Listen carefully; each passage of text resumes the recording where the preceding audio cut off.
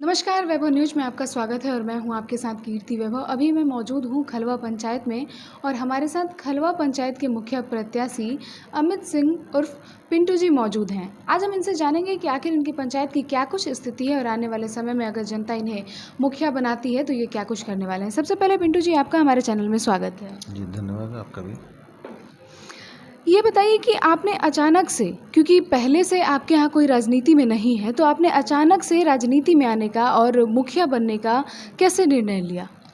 मैं यहाँ पर अपने काम से बराबर आते रहता था, तो गांव के और पंचायत के कुछ लोगों ने कहा कि हमारा पंचायत जो है काफ़ी पिछड़ा हुआ है और जो वर्तमान मुखिया हैं वो हमारे पंचायत के भी नहीं हैं, वो दूसरे पंचायत से है और लूट खसोट इतना ज़्यादा बढ़ा हुआ है, किसी का कोई काम नहीं हो रहा है। तो आप इसमें आगे आएंगे तो हमारा पंचायत विकास की ओर बढ़ सकता है।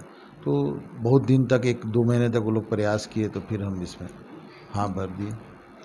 अभी जो वर्तमान मुखिया हैं आपके यहाँ, उनके द्वारा क्या कुछ कराया गया है अभी पंचायत में? उनके द्वारा सड़क का निर्माण किया गया, जो टूटना चालू हो गया उनके बनने के 2-4 दिन बाद से ही। उसके लिए हम लोगों ने बीडीओ को और डीएम साहब को कंप्लेन लगातार देते रहे हैं, मगर इस पे बीडीओ के द्वारा कोई खास एक्शन लिया नहीं गया, इसलिए उनका ट्रांसफ़र भी हुआ है। और जो नल जल किया गया है उसमें से 13 वार्ड में से 2-3 जगह सुचारू रूप से चल रहा है, वो भी उन लोग के पर्सनल केयर पर, वरना सब जगह कहीं बंदर मरा हुआ पाया जाता है, कहीं कुछ पाया जाता है, कहीं रोड पे फटा हुआ है। मतलब 15 दिन बंदर पड़ा हुआ अंदर में, टंकी के अंदर लोग पानी पी रहे थे और उसे स्थिति में लोग जी रहे हैं। काफ़ी चर्चे में भी थी ये न्यूज़ आपके पंचायत में। जी हाँ, बहुत ज़्यादा चर्चे में थी। अच्छा, ये बताइए कि अभी राशन जो है वो काफ़ी चल रहा था, कोरोना काल में भी मुखिया लोगों को राशन बांटना था हर गांव में घूम घूम के, तो उसकी क्या स्थिति है और कितने लोगों का राशन कार्ड बन चुका है? हमारे यहाँ स्थिति यह है कि जिनको राशन कार्ड की सही में ज़रूरत है, उनको हमारे वर्तमान मुखिया ने किसी भी एन प्रकार कारण से उनका कटवा दिया गया है नाम, उनको मिलता नहीं है, इससे वंचित हैं लोग। ये सारी वृद्धा पेंशन, राशन कार्ड हमारे यहाँ मुख्य समस्या है।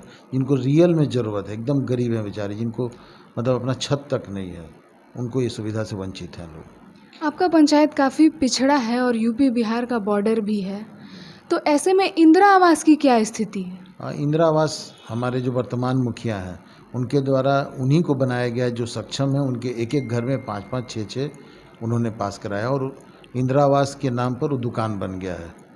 और जिनको रखने के लिए मतलब एक छत होना चाहिए, छत के नाम पर करकट रखे हुए हैं लोग, ईंटा जोड़ने के लिए सीमेंट नहीं है, उन लोगों पे कोई ध्यान नहीं है क्योंकि वो घूस नहीं देते हैं। और शौचालय की क्या स्थिति है? शौचालय तो ऑलमोस्ट हमारे यहाँ है नहीं, पूरे आप रोड पे जब नहर पे घूमेंगे तो इसका आप समझ सकते हैं कि क्या बुरी स्थिति है। महिलाएं रोड पे जाने को मजबूर हैं और कोई सुनने वाला नहीं है।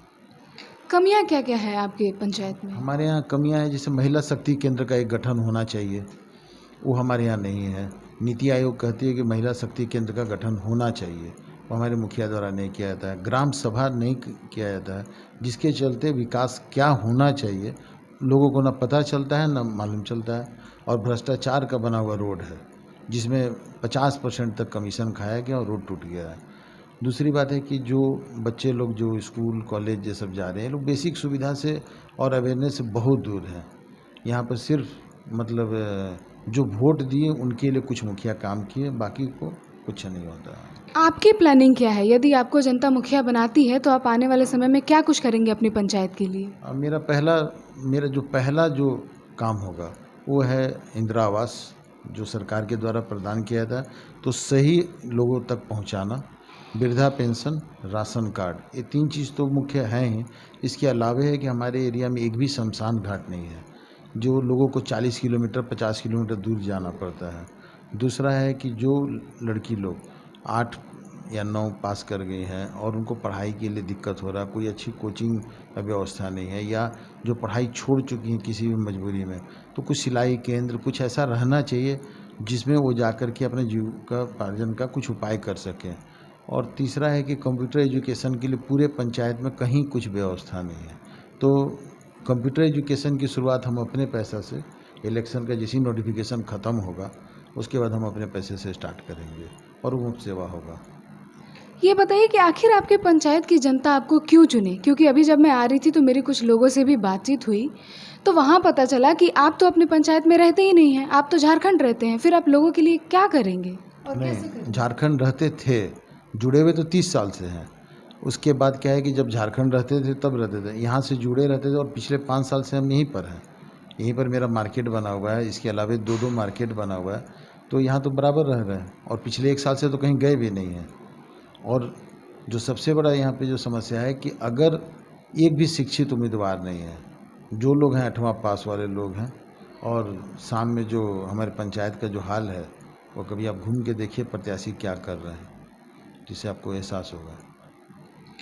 ये बताइए कि अभी आपने बताया कि पिछले 5 साल से आप अपने पंचायत में ही रह रहे हैं और पिछले 1 साल से तो आप कहीं गए ही नहीं हैं। तो पिछले 1 साल से कोरोना जैसी वैश्विक महामारी भी चली थी, तो ऐसे में लोगों के प्रति आपका सहयोग कैसा था? पूरे कोरोना काल में हम लोगों ने ऑक्सीजन और एम्बुलेंस और जो इनको बहुत ज़रूरत था उनको मेडिसिन डॉक्टर के लिखने के बाद हम लोगों ने घर तक सुविधा प्रदान किया है। और पूरे कोरोना काल में हम लोग अपने पंचायत में घूमते थे, जिनको भी ज़रूरत होता था 24/7 हम लोगों ने ऑक्सीजन और एम्बुलेंस की सुविधा उनको दी है। और खुद से भी सिवान सदर हॉस्पिटल ये सब में हम लोग विजिट करते थे, उनको जितना हो सकता था उतना मदद हम लोग पहुंचाते थे। और किसी के खुदा न खास्ता अगर डेथ हो गया तो उनको शमशान घाट तक लाना, उनको जलवाने की व्यवस्था करना, ये सारा कुछ हम लोगों ने किया। किसी प्रत्याशी या वर्तमान मुखिया के द्वारा ये कार्य नहीं किया गया, इसका हम लोग के पास मतलब वीडियो भी है। मतलब इन सब चीज़ों का प्रमाण अभी आपके पास है? जी हाँ।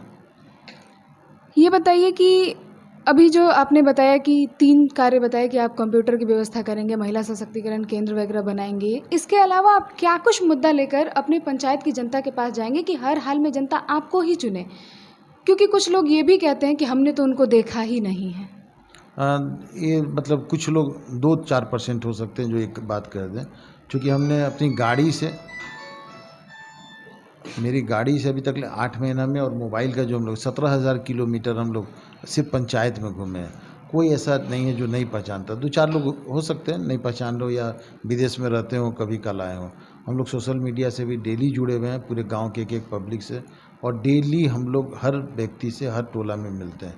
वो किस तबके का है, किस कास्ट का है, इससे हमें कोई मतलब नहीं है। हमारा मेन मुद्दा है कि भ्रष्टाचार मुक्त हमारा सड़क हो, भ्रष्टाचार मुक्त नल जल की व्यवस्था हो, कोई भी योजना है वो 100% लागू हो हमारे पंचायत में। और लागू करने के पहले जिस रोड पर काम होने जा रहा है वहाँ के लोगों को मालूम रहे कि इसमें सीमेंट कितना डालना है, गिट्टी किस क्वालिटी का डालना है। अभी जो यहाँ पर काम हो रहा है रोड का, उसमें उसका डेंसिटी तक नहीं पता है। जेई को पूछने से उसको मालूम ही नहीं कितने डेंसिटी का बनाना है, और मुखिया कहते हैं कि ट्रक चढ़ जाएगा तो नहीं टूटेगा। इस तरह का बात, तो इस तरह से तो काम होता नहीं है ना। काम तो उसकी क्वालिटी एक शेड्यूल के हिसाब से होना चाहिए, जो हमारे यहाँ नहीं होता है। आपकी ही क्षेत्र की जनता कहती है कि जीरादेवी विधानसभा क्षेत्र के जो विधायक हैं अमरजीत कुशवाहा जी, उनसे आपका घरेलू संबंध है। तो जब आपका विधायक जी से घरेलू संबंध है, तब तो पंचायत जो है वो नंबर 1 पे जाना चाहिए यदि आप मुखिया बनते हैं। जी हाँ, अभी तक ले उनसे हमारा 15 साल का पुराना रिश्ता है, घरेलू रिश्ता है। दूसरी बात है कि हमारे फादर कम्युनिस्ट हैं, ये भी एक रिश्ता है। मैं भी उस पार्टी का मेंबर हूँ, ये भी एक रिश्ता है। और 53 सड़कें, ग्रामीण सड़कें उन्होंने अभी तक सरकार को योजना को लागू करने के लिए लिख करके भेजा है, जिसमें से मैक्सिमम हमारे पंचायत का है, इवन हमारे गांव का भी रोड है। तो अब सरकार की योजना है, बनने में तो 6 महीना 7 महीना लगेगा। तो फ़ायदा 2 होगा हमारे पंचायत को कि अगर मैं मुखिया बनता हूँ, विधायक हमारे गांव के होंगे, तब तो डबल तरक्की करेगा। जहाँ 20 साल से पिछड़ा हुआ था वहाँ 20 साल आगे पे चला जाएगा, तो हाथ से हाथ मिलेंगे।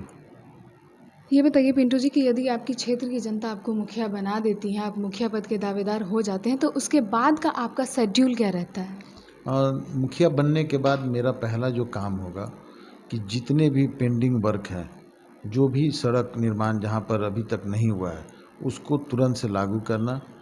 उसके बाद बायो टॉयलेट, जो सिंहवासनी पंचायत की जो मुखिया है रितु जायसवाल, उनको हम लोग फॉलो करते हैं, उनके तरफ बायो टॉयलेट का हम लोग निर्माण करेंगे। लगभग हम लोग जो अपने से सर्वे किए हैं 1200 से 1300 टॉयलेट है, जो कि अगर बन जाए तो हमारी पंचायत की समस्या दूर हो जाए। इसको फर्स्ट प्रायोरिटी पे हम लोग रखेंगे। किसी के यहाँ कोई बीमार होता है तो उसके लिए एम्बुलेंस तो दिए ही हैं, हॉस्पिटल हम लोग जाते ही हैं। उसके अलावा किसी कारण से डेथ होता है तो जो एक मिनिमम जो उनकी ज़रूरत की चीज़ है तुरंत पहुंचाना और पहुंचने के लिए करना, वो हम लोग करेंगे। किसी भी गरीब या दलित परिवार में जिसको नीड है, शादी होती है किसी लड़की का, तो हम लोगों ने पहले से भी शादी करवाते आए हैं। हम लोग 25,000 रुपये तक का मदद उनके घर पर अपने फंड से हम लोग देंगे और उनकी शादी की व्यवस्था मंदिर में हो या घर पर हो, उसकी व्यवस्था कराने की व्यवस्था करेंगे हम लोग। जो लड़की लोग का पढ़ाई छूट गया है उनकी पढ़ाई को दोबारा कंटिन्यू करने के लिए अभी कुछ लोगों का एडमिशन हम लोगों ने कराया है। आगे भी जिनको ज़रूरत पड़ेगा उनका एडमिशन हम लोग कराएंगे। सरकार से भी बात करेंगे कि इतनी योजनाएं चल रही हैं, इसमें लड़कियों को कराया जाए। और सबसे प्रमुखता पे रहेगा हमारा हर टोला से थोड़ा सा जो बड़ा गांव होगा वहाँ पर सिलाई केंद्र का खुलवाना और स्वरोजगार की व्यवस्था करना। 4 दिन पहले हमारी सीओ साहब से भी मीटिंग हुई थी, उसमें भी उन्होंने कहा था कि हम आपको मशरूम की खेती वगैरह के लिए आगे प्रमोट करेंगे, आप लेटर बना के देंगे। तो यहाँ पर ये सब कोई व्यवस्था नहीं है जिसको हम लोग लागू करेंगे। सरकार की जो हमारे माननीय नीतीश कुमार जी के जो मुख्यमंत्री हैं उनका 7 निश्चय है, 7 निश्चय को 100% निश्चय में काम करवाने का मेरा पहला संकल्प है, जिसको हम करवाएंगे। जितनी भी योजनाएं हैं वो 100% धरातल पर उतर जाएगी। हर कोई वादा करता है, मुखिया प्रत्याशी जो भी होता है वो कहता है कि जितनी भी योजनाएं हैं हम सब ले आएंगे। तो क्या सच में आएगा धरातल पे या फिर उन्हीं लोगों की तरह आप भी कह रहे हैं? हाँ, ये बात सही है कि हर कोई मुखिया इस तरह से कह के बदल जाते हैं, मगर हमारे बगल के एक मुखिया हैं, उन्होंने 4.5 करोड़ का इन्वेस्टमेंट कराया सिर्फ दिल्ली के सरकार से। हम लोग रितु जायसवाल को फॉलो करते हैं, उन्होंने तकरीबन 100 करोड़ का इन्वेस्टमेंट कराया है। तो हम लोग उस टारगेट को लेके चल रहे हैं कि हमारा पंचायत सिंहवासनी पंचायत बने और आदर्श पंचायत बने, हमें भी अवार्ड मिले और जनता को विकास का काम मिले। यानी आपके द्वारा जो भी बातें बताई गई है वो 100% होने वाला है। 100% हो। जी। ये बताइए, वैभव न्यूज़ चैनल के माध्यम से आप अपनी पंचायत की जनता से क्या कुछ अपील करना चाहेंगे? मैं उनसे बहुत छोटा सा अपील करता हूं कि अगर आपने 4 बार वोट देकर धोखा खाया है तो ये धोखा ही समझ के एक बार और मुझे जिताएं। आपको अगले 3 महीना में मालूम चल जाएगा जीतने के बाद कि ये जो मुखिया है हमारे लिए है, किसी और के लिए नहीं है। और सबसे मेन चीज़ है कि मुखिया को खोजने के लिए 100 रुपये का लोग को तेल जलाने की ज़रूरत नहीं होगा, क्योंकि हम डिजिटल प्लेटफॉर्म को ज़्यादा यूज करते हैं। हम ऐप बनाएंगे अपने पंचायत के लिए और लोग उससे कनेक्ट रहेंगे। किसी भी तरह का समस्या ऐप पे डाउन लिख दिए, हमारे पास आएगा। हमारा ऑफिस खुला रहेगा, एक बंका मोड़ पर, एक खलवा में, जहाँ पर हमारे स्टाफ होंगे। कुछ भी शिकायत होगा, एंट्री होगा, टोल फ्री नंबर पहले से दिया हुआ है, उस पर सारे लोग अभी भी कनेक्ट रहते हैं।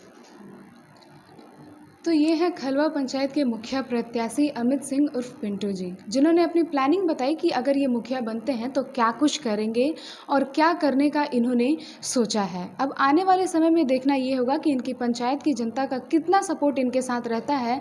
क्या खलवा पंचायत की जनता इन्हें मुखिया पद का दावेदार समझती है, ये तो आने वाला वक्त ही बताएगा। वैभव न्यूज़ के साथ कीर्ति वैभव।